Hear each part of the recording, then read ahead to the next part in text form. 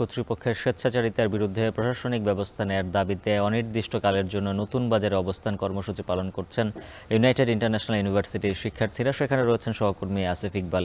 বিস্তারিত জানবো তার কাছ থেকে।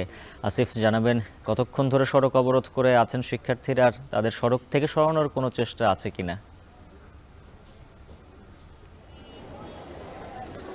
উজ্জ্বল যেটি বলছিলেন, সকাল ঠিক ৮টা থেকেই এই যে নতুন বাজার যে সড়কটি আছে, এই সড়কের একটি পাশ দখল করে ইউনাইটেড ইন্টারন্যাশনাল ইউনিভার্সিটির শিক্ষার্থীরা আন্দোলন, তাদের ভাষায় তারা যেটি বলছিলেন যে নতুন বাজার ব্লকেট কর্মসূচি কিন্তু পালন করছিলেন এবং সেই কর্মসূচিটি কিন্তু এখনও অব্যাহত রয়েছে। এখনও সড়কের একটি পাশে সম্পূর্ণ যান চলাচল বন্ধ রয়েছে এবং এইখানে তারা সড়কটি অবরোধ করে তাদের যে দাবি দেওয়া আছে সেই জন্য তাদের যে ব্লকেট কর্মসূচিটি আছে সেটি তারা পালন করছে। একটু জানিয়ে রাখি উজ্জ্বল, তাদের দাবি দেওয়াটা কি আসলে।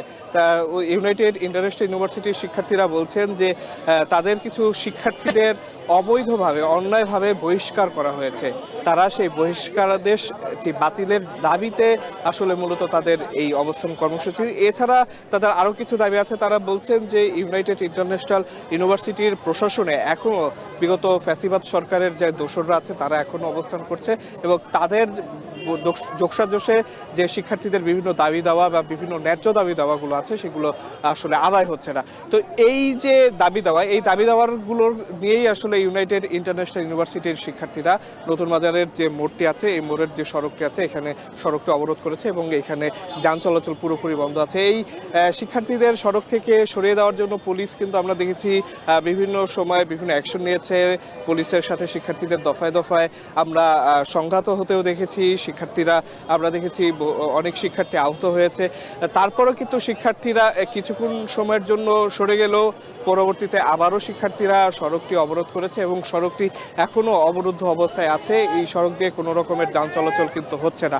শিক্ষার্থীরা বলছেন যে যতক্ষণ পর্যন্ত তাদের যে দাবি দাওয়াগুলো আছে সেই দাবি দাওয়াগুলো আদায় না হওয়া পর্যন্ত তারা তাদের যে কর্মসূচিটি আছে সেই কর্মসূচিটি তারা অব্যাহত রাখবে এবং তারা এই সড়কে কোনো রকমের যান চলাচল করতে দিবে না।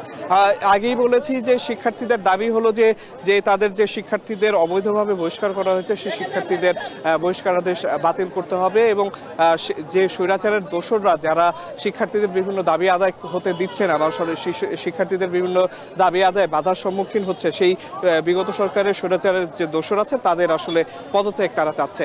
এখানে আমরা দেখাচ্ছি যে শিক্ষার্থীরা যারা আছে তারা কিন্তু এই যে পুলিশের আক্রমণে যারা আহত হয়েছে তারা কিন্তু আমরা দেখছি যে এখানে প্রাথমিক চিকিৎসা নেওয়ার চেষ্টা করছে এবং তারা বিভিন্নভাবে যেটি বলার চেষ্টা করছে স্লোগানে এবং বিভিন্নভাবে যে তাদের দাবি আদায় না হওয়া পর্যন্ত তাদের যে কর্মসূচিটি আছে অর্থাৎ নতুন বাজার ব্লকেট কর্মসূচিটি সেটি তারা অব্যাহত রাখবে। তো এই ছিল আমার কাছে নতুন বাজার থেকে সর্বশেষ। উজ্জ্বল। নতুন বাজার থেকে শিক্ষার্থীদের সড়ক অবরোধ কর্মসূচির খবর জানাচ্ছিলেন সহকর্মী আসিফ ইকবাল খান। দেখছেন এখন ঢাকা।